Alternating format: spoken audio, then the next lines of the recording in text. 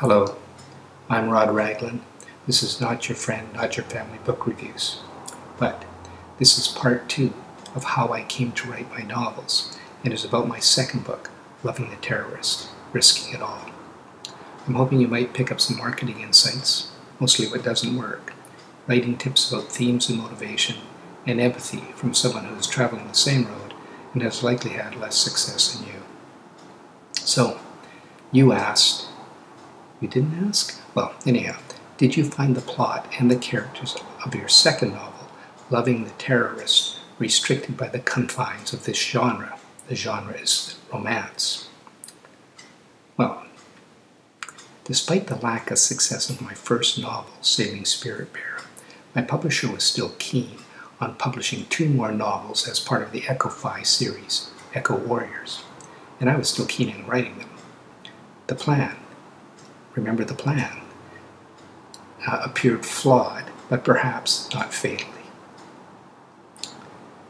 As a journalist, I'd been following and commenting on a local protest where residents and hardcore environmentalists had joined forces to boycott the development of a highway bypass that would destroy Eagle Ridge Bluffs. The bluffs are a very rare ecosystem, home to migratory birds and at least one endangered species. Despite a number of other viable options, the government was intransigent. In frustration, the protesters set up a blockade and eventually were arrested and literally dragged off to jail. I've spent the best part of my life climbing and hiking in the local mountains. I've seen some awesome scenery, moments when I truly felt if I died right now in the presence of such magnificence, well, it wouldn't be a bad thing. But Eagle Ridge Bluffs was the best. These ancient rock faces, carved by eons of Pacific storms that just roared down Georgia Strait, were decorated with gnarled arbutus trees, and they emanated a benign energy that soothed and uplifted the human spirit. And I'm not kidding. When they dynamited the bluffs, they destroyed something very special. And to this day, I feel guilty. I should have done more to save this wonderful place that I loved.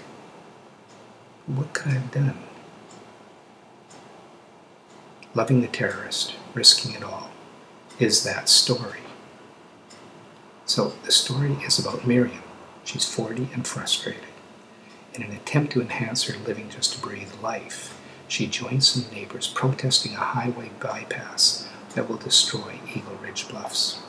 Not only are the bluffs her special sanctuary, they're also the home of rare and endangered plants and animals. The protest gained support of environmental organizations, including the intention of a group of eco-radicals led by an enigmatic younger man named Zahir. Miriam is mesmerized by this charismatic leader and sees him as someone who can save her as well as the bluffs. But is Zahir using Miriam to help further his radical political agenda? As legal channels fail and civil disobedience falters, Miriam is seduced into the murky world of eco-terrorism. This plot, the story, follows the actual events that took place over the 3 months that summer, up to a point. I literally lifted dialogue for my characters from news clips and stories. Then I took it further. I wanted to explore the theme, is violence justified to stop an immoral act? Furthermore, is violence effective? I wanted a sympathetic villain because as an author, if you have a political agenda, and boy, I sure did, the only way to keep it from sounding didactic is to also present it from the point of view of the antagonist and do it fairly.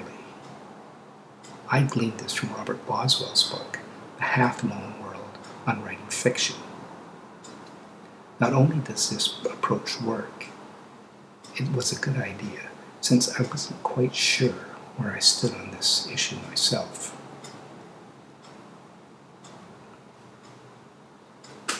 I took the criticism of my first novel to heart and sexed this one up. This presented a challenge, and I wondered how I could write explicitly about sex without it being gratuitous.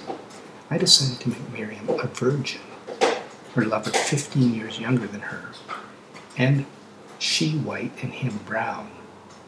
The idea was to let the readers discover sex along with my heroine. I hit most of the points, including a happy ever after ending. But even as I was writing the novel, I could tell I was straying beyond the confines of the romance genre. Despite the ending, this wasn't a happy story. How could it be? Innocent creatures were wiped out. A beautiful spiritual place was destroyed, and for no good reason, as if there ever is one. I couldn't help it. I couldn't change it.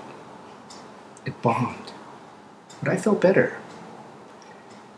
By the time Loving the Terrorist was published, I was well into my third novel for the Echo Warrior series.